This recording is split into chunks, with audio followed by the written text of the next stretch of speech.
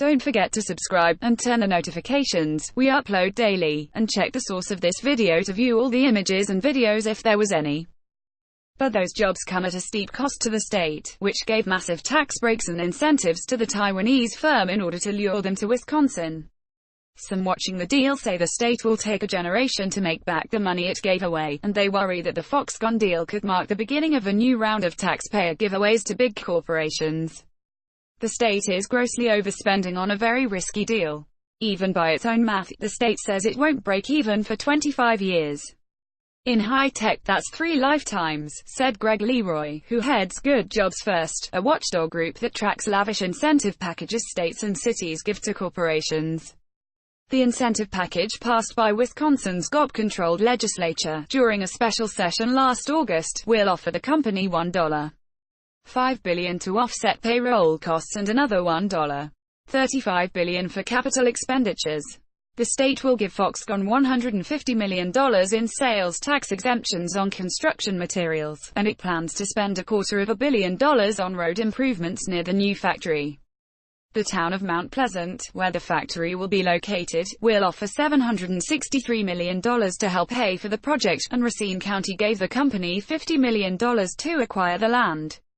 In total, Racine County and Mount Pleasant gave the company nearly $4.8 billion in tax breaks, incentives and taxpayer dollars for improvements. If Foxconn delivers all 13,000 jobs it has promised, that works out to about $370,000 per job. Foxconn is a great deal for Foxconn and an absolutely terrible deal for Wisconsin, said Richard Florida, an urban planning expert who heads the University of Toronto's Martin Prosperity Institute. He called the deal a complete and total waste of taxpayer money. But Wisconsin officials defend the deal as a huge step forward for an economy that has struggled to recover from the recession.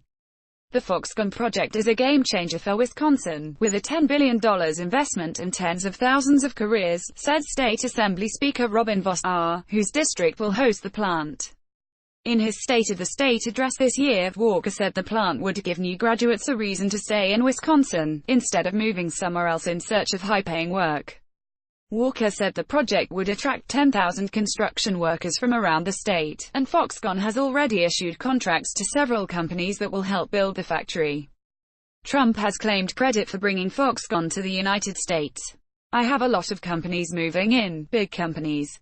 If you look at Foxconn in Wisconsin, they're coming in," Trump told attendees at the National Federation of Independent Business meeting in Washington last week.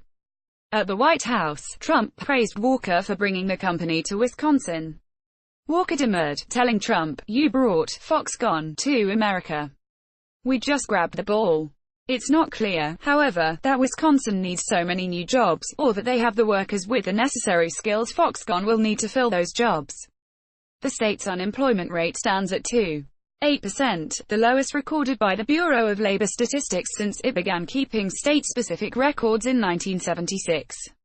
With so few unemployed workers in the state, Wisconsin will begin an advertising campaign in neighboring states aimed at attracting younger residents who might fill those jobs. Why on earth would he spend that much to stimulate an economy that's already better than full employment? Leroy said. Florida said he worried that the Foxconn deal would send a message to other companies planning to build new facilities or move their operations.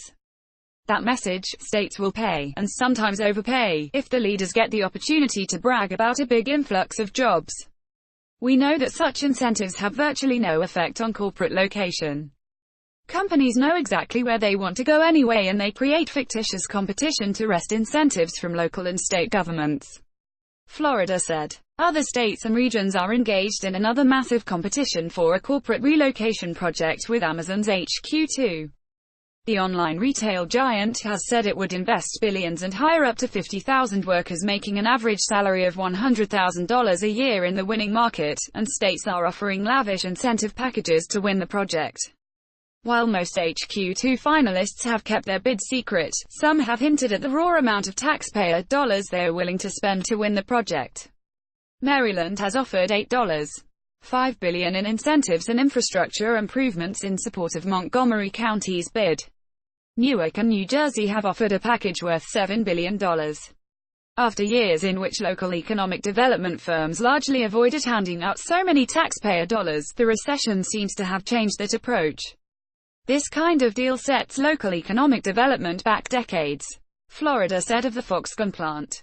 This, along with Amazon's HQ2, brings back the old era of wasteful and ludicrous big game hunting. Quote,